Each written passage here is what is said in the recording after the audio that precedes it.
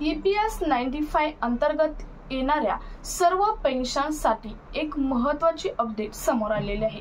मी काल एक व्हिडिओ चॅनलवरती पोस्ट केला होता, त्या व्हिडिओमधून सुद्धा तुम्हाला आलेली अपडेट सांगितलेलीच आहे, परंतु त्यावरती तज्ञाचं काय मत आहे किंवा कालपासून एक अपडेट असे आले की EPS 95 जे पेन्शनर्स आहेत या पेन्शनर्सना दिवाळीपूर्वी एक गिफ्ट दिलं जाणार आहे आणि ते पेन्शन वाढी संदर्भातील गिफ्ट असणार आहे।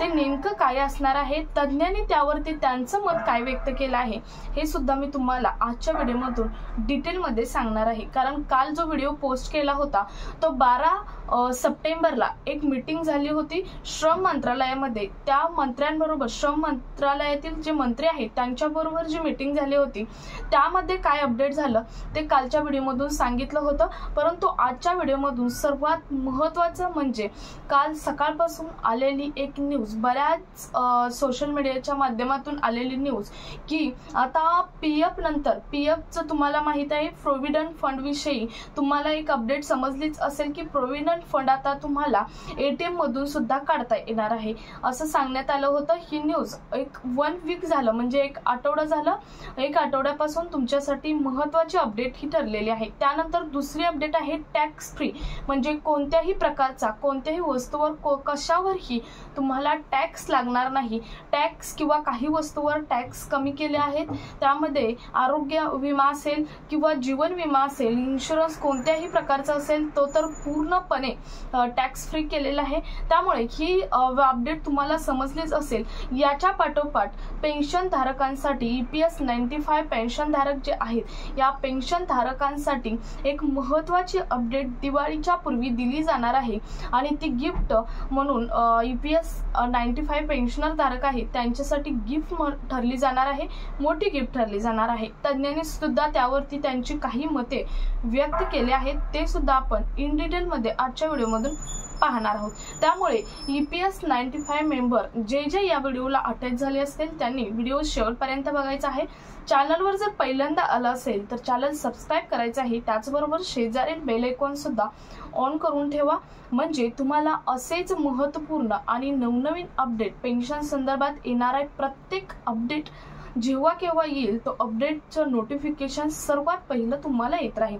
मी आतापर्यंत आपल्या चॅनलवरती 3च व्हिडिओ EPS 95 पेन्शन संदर्भात पोस्ट केले आहेत, कारण बरेच असे चॅनल आहेत की त्यामध्ये फेक न्यूज EPS 95 बद्दल दिल्या जात आहेत, परंतु आपल्या चॅनलमध्ये ऑगस्टमध्ये 16 ऑगस्टला एक मीटिंग झाली होती, जेव्हा 5-6 तारखेला जेव्हा आंदोलन झालं त्यानंतर 16 ऑगस्टला एक मीटिंग झाली होती। माननीय अशोक राऊत कमांडर आणि 11 जणांची टीम, त्यामध्ये महाराष्ट्रातील विजय पाटील सुद्धा होते, यांची मीटिंग मंत्रालयात झाली होती। त्या मीटिंग मध्ये काय अपडेट दिलं हे मी त्या व्हिडिओमधून सांगितलं होतं। त्यानंतरचा व्हिडिओ काल एक पोस्ट केला, 12 सप्टेंबरची अपडेट काय होती ती तुम्हाला सांगितली। तर आजच्या व्हिडिओमधून काल सकाळपासूनच बऱ्याच जे सोशल मीडियाच्या माध्यमातून बऱ्याच लेखातून सांगितलेलं आहे की दिवाळीपूर्वी किंवा तज्ञांनी सुद्धा लाईव्ह सांगितलेलं आहे की दिवाळीपूर्वी जे EPS 95 पेन्शन धारक आहेत या पेन्शन धारकांना पेन्शन ही वाढवली जाणार आहे। तर याबद्दलची काय अपडेट आहे पाहूयात। तर नमस्कार, मी पूनम आणि तुम्ही पाहत आहात पुन्हा एक नवीन अपडेट। तर EPS 95 जे पेन्शनर्स आहेत या संदर्भात त्यांनी EPS 95 पेन्शनर्सनी 5 आणि 6 तारखेला एक आंदोलन घेतलं होतं, दिल्लीमध्ये आंदोलन घेतलं होतं आणि या आंदोलनाचा विचार करता माननीय अशोक राऊत यांच्या अध्यक्षतेखाली हे आंदोलन झालं होतं। त्यानंतर काही त्यांच्याच अध्यक्षतेखाली यांच्या वैयक्तिक मीटिंग सुद्धा झाल्या होत्या आणि त्यानंतर समोरूनच मंत्रालयातून त्यांना आणि त्यांच्या टीमला मंत्रालयात बोलवण्यात आलं होतं मंत्रीजींनी। मग त्यावेळी त्यांच्यामध्ये या मुद्द्यांबद्दल डिस्कशन झालं होतं। कोणते मुद्दे होते मी प्रत्येक व्हिडिओ मध्ये कोणते मुद्दे आहेत हे पहिल्यांदा सांगितलेलेच आहे, कारण बऱ्याच EPS 95 पेन्शनर्स आहेत त्यांना काही मुद्दे काय तुमचे मुद्दे मंत्र्यांसमोर मांडलेले आहेत, सरकारसमोर मांडलेले आहेत की ज्याचा तुम्हाला फायदा होणार आहे हे बऱ्याच EPS 95 पेन्शनर्सला माहित नाही। परंतु म्हणूनच मी व्हिडिओच्या सुरुवातीला हे मुद्दे पहिल्यांदा सांगणार आहे की जे 16 ऑगस्टला माननीय मंत्र्यांसमोर आपल्या टीमने म्हणजे EPS 95 पेन्शनर्सच्या आंदोलनामध्ये जे पुढाकार घेऊन 11 जणांच्या टीमने जे आंदोलन केलं होतं, त्यानंतर मीटिंग घेतल्या होत्या, या टीमने काय प्रश्न विचारले आहेत पहा. तर पहिला प्रश्न होता की जो तुमच्या सर्वांच्या मनात आहे तो म्हणजे EPS 95 पेन्शन आहे ती आता सध्या 1000 आहे आणि 1000मध्ये काही होत नाही आणि ती पेन्शन वाढवून ही 7500 म्हणजे 7500 रुपये करा, ही पहिली मागणी केली होती. आणि प्रत्येक EPS 95 जे पेन्शनर्स आहेत त्यांची मला वाटतं हीच मागणी असावी. तुमची सुद्धा काय मागणी आहे तुम्ही कमेंटमध्ये नक्की सांगू शकता. त्यानंतर दुसरी होती ती म्हणजे DA म्हणजे महागाई भत्ता सुद्धा वाढवा. कसा तर जसजशी महागाई वाढेल म्हणजे आता तर महागाई आहेच, परंतु इथून पुढे सुद्धा जसजशी महागाई वाढेल तसा महागाई भत्ता आमचा वाढावा, ही सुद्धा मागणी केलेली आहे. आणि त्यानंतर फिक्स्ड मेडिकल कन्सेशन ही तिसरी मागणी केलेली आहे. या तीन मागण्या सरकार समोर आपल्या 11 जणांच्या EPS 95 पेन्शनर्सचे जे पुढाकार घेऊन 11 जणांची टीम आतापर्यंत लढत आहे त्या टीमने केलेल्या आहेत. त्यानंतर यावरती मीटिंग झाली आणि मंत्र्यांनी त्यावेळी उत्तर दिलं होतं की ही एक अशी गोष्ट आहे की यासाठी देशाचं आर्थिक बजेट सुद्धा खूप महत्त्वाचं असतं. कारण एखाद्या योजनेची किंवा एखाद्या आर्थिक समस्येची घोषणा करत असताना देशाचं बजेट डगमगणार नाही याची काळजी घ्यावी लागते आणि तीच काळजी घेऊन मग तुम्हाला ही जी तुम्ही मागणी केली आहे त्याच्यावरती सोल्युशन काढता येईल. त्यावेळी एक सांगितलं होतं की यासाठी वेगवेगळ्या समित्या नेमणं हे महत्त्वाचं आहे आणि त्यांनी समित्या नेमलेल्या सुद्धा आहेत. आणि त्यानंतर त्यांनी सांगितलं होतं की यानंतर आम्ही तुमची मीटिंग श्रम मंत्रालयातील मंत्र्यांबरोबर घेऊ. म्हणजे पहिलं मंत्र्यांबरोबर घेतली, त्यानंतर श्रम मंत्रालयात तुमची मीटिंग होईल, श्रम अधिकाऱ्यांबरोबर मीटिंग होईल आणि त्यानंतर तुमची मीटिंग हे जे फायनान्स मॅनेजर आहेत किंवा फायनान्स अधिकारी आहेत, फायनान्शियल मंत्री आहेत त्यांच्याबरोबर होईल. आणि त्यानंतर ज्या समित्या आहेत नेमलेल्या त्या समित्यांबरोबर डिस्कशन होईल आणि तरच तुमची ही मागणी पूर्ण होईल असं सांगितलं होतं.